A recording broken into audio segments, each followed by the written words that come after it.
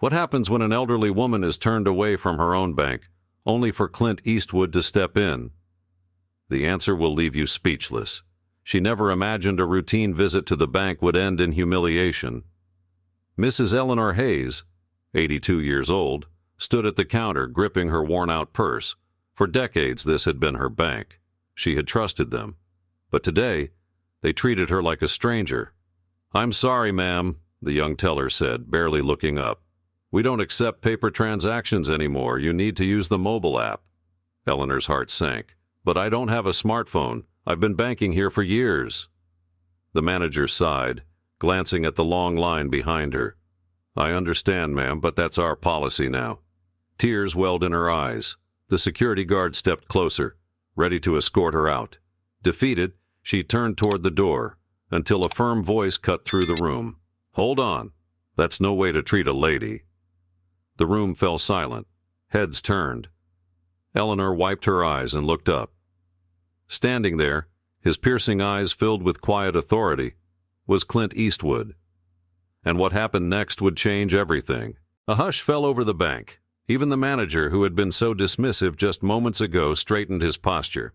Clint Eastwood stepped forward, his presence commanding without a single ounce of effort. He turned to Eleanor, his voice calm but firm. "Ma'am, did I hear that right? They won't let you access your own money because you don't have a phone?" Eleanor nodded, clutching her purse tighter. "I've been banking here for over 40 years, she said, her voice trembling. "I just wanted to withdraw some cash to pay my bills, but they say I have to use an app, I don't even know how." Clint exhaled slowly, shaking his head. Then he turned to the teller. "Son, you ever heard of respect for your elders?" The young teller swallowed hard. I don't make the rules, sir." Clint's gaze didn't waver. "No, but you choose how you enforce them." His voice was steady, carrying the weight of experience, of a lifetime spent standing up for what's right. The bank manager cleared his throat, trying to regain control. "Sir, these are corporate policies. We can't just make exceptions." Clint smirked, a glint of something unreadable in his eyes. "That's so?" He reached into his coat pocket, pulled out his wallet, and set something on the counter. A black card. Unlimited funds. The room went silent again. "What if I make a deposit?" Clint said, his tone casual but laced with challenge. "A sizable one. Think that'll be enough to help this lady out?" The manager blinked, suddenly unsure. He glanced at the card, then back at Clint. His face paled. Eleanor gasped, looking up at Clint in shock. "Mr. Eastwood, you don't have to do that." But Clint just smiled. Let's see if money talks louder than policy. What happened next stunned everyone. The manager hesitated, his eyes flicking between Clint and the black card on the counter. The weight of the moment pressed down on him. A single deposit from Clint Eastwood could mean more than his entire annual salary. The young teller shifted nervously. "Sir, I'll see what I can do." Clint raised an eyebrow. "That's more like it." Within seconds, the energy in the bank shifted. A supervisor rushed over, whispering something to the manager. Customers murmured amongst themselves. A few even pulled out their phones, recognizing the legendary actor and director standing in their small-town bank, standing up for an elderly woman like a scene out of one of his classic films. The manager finally cleared his throat. "Mrs. Eleanor, I believe we can make an exception in this case. If you could step over here, we'll get you your withdrawal immediately." Eleanor's eyes filled with tears. "You mean I can finally get my money?" The manager forced a smile. "Yes, of course, it's just a small misunderstanding." A few claps broke out in the background. Some customers shook their heads, murmuring about how it shouldn't have taken Clint Eastwood walking in to get an elderly woman treated with respect. Eleanor turned to Clint, her voice shaking. "I don't know how to thank you." Clint tipped his head slightly. "You don't have to." She reached for his hand, squeezing it with gratitude. "People don't stand up for folks like me anymore. You're different."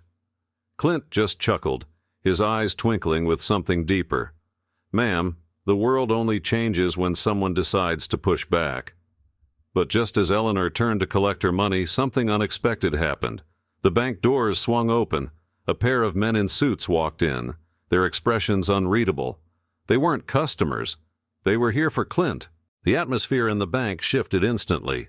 The two men in dark suits walked with purpose, their gazes locked on Clint. The murmurs of the crowd faded as tension thickened in the air. Even the manager, who had just moments ago been flustered, took a cautious step back. Eleanor gripped Clint's arm. "Who are they?" she whispered. Clint didn't answer right away. He just watched them approach, his expression unreadable. When the taller of the two men finally spoke, his voice was low and firm. "Mr. Eastwood, we need to have a word." Clint gave them a slow, steady look. "That so?" The second man, stockier with sharp eyes, stepped forward. "It's about your recent inquiry into bank policies. It seems you've caused quite a stir." Eleanor looked up at Clint, confused. "What's going on?" Clint exhaled through his nose, as if piecing something together. "Let me guess," he said, turning back to the men. "This isn't just about an old lady's withdrawal, is it?" The taller man's jaw tightened. "We'd prefer to discuss this in private." The bank manager, clearly anxious, spoke up. "Gentlemen, please, this is highly unusual." But Clint was already shaking his head. "No need for privacy." His voice was calm, but there was steel behind it. "If you've got something to say, you can say it right here." The stocky man hesitated. He glanced around at the onlookers, people now holding their breath, waiting to see what would happen next. Then, with a measured tone, he said, "You've been asking the wrong questions, Mr. Eastwood, and some very powerful people aren't happy about it." A heavy silence fell over the room. Eleanor's grip tightened on Clint's sleeve. "Clint, what does he mean?" Clint didn't flinch. He just studied the men in front of him, his jaw tightening. Then, with a slow nod, he said, "I figured as much." He turned back to Eleanor and patted her hand gently. "Go get your money, ma'am." But before she could take a step, the taller man added something that made everyone freeze. "If you don't leave this alone, Mr. Eastwood, you won't like what happens next." The bank, once filled with murmurs, was now completely silent. And for the first time that day, Clint Eastwood smiled. A knowing, dangerous smile. The air in the bank was thick with unspoken threats. Eleanor could feel her heart pounding, but Clint, he was as steady as ever, his gaze locked onto the two men like a hawk sizing up its prey. The taller man took a step closer, lowering his voice. "This isn't just about her money, Eastwood. You're stirring up things that don't concern you." Clint tilted his head slightly, his expression calm, but his eyes told a different story. "Is that so?" he drawled. "Because from where I'm standing, it sure looks like an old woman being denied what's rightfully hers." The stocky man exhaled sharply, glancing at the bank manager, who was now visibly sweating. "We're offering you a way out," he muttered. "Walk away now, forget what you've seen." Clint chuckled, shaking his head. "Son, I've lived long enough to know when someone's hiding something, and I don't take kindly to bullies." The crowd in the bank was frozen in place. Customers, tellers, even security, all watching, waiting. Eleanor tugged at Clint's sleeve. "Clint, please, and I don't want any trouble." Clint softened his gaze when he looked at her. "Trouble's already here, ma'am. Question is, do we let it win?" The stocky man took a step back, exchanging a glance with his partner. They hadn't expected resistance, not from Clint Eastwood. Then suddenly a voice rang out from behind the counter. "Excuse me, sir." Everyone turned. A young bank employee, no older than 25, stood up, a nervous but determined look on his face. He held a piece of paper in his trembling hands. I checked the records," he stammered. "Miss Eleanor's account, and it's flagged for something called restricted access, but there's no reason for it. It's her money. She should be able to withdraw it." A murmur spread through the crowd. The manager's face went pale. "That information is not for discussion," he snapped.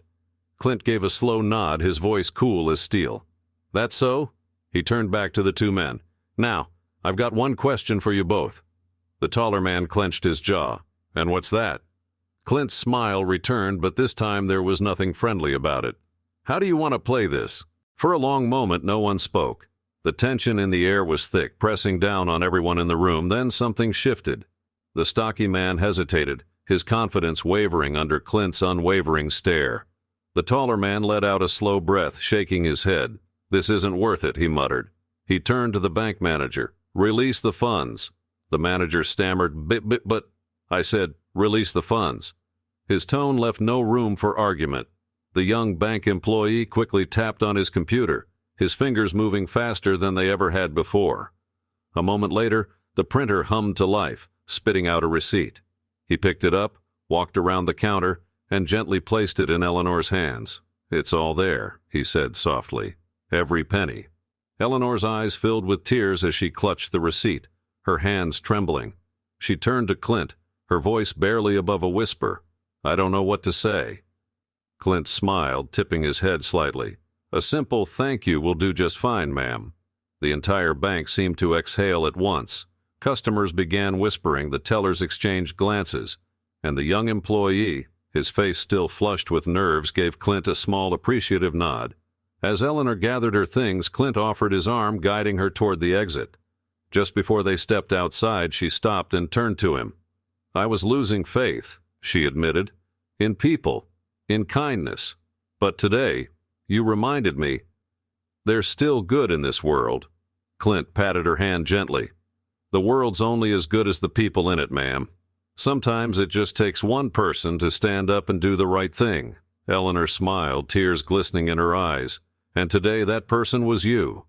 With that, they stepped into the bright afternoon sun, leaving behind a room full of people who had just witnessed something rare, something powerful, a simple act of kindness, a stand against injustice, and the reminder that sometimes heroes don't wear capes. Sometimes they just wear an old cowboy hat and a quiet smile. This story isn't just about Clint Eastwood, it's about the power of standing up for what's right. In a world where many turn a blind eye, sometimes all it takes is one person to make a difference. If this story touched your heart, don't forget to like, share, and subscribe for more inspiring stories. Because kindness is contagious, and the more we spread it, the better the world becomes. What would you do in Clint's place? Let us know in the comments below.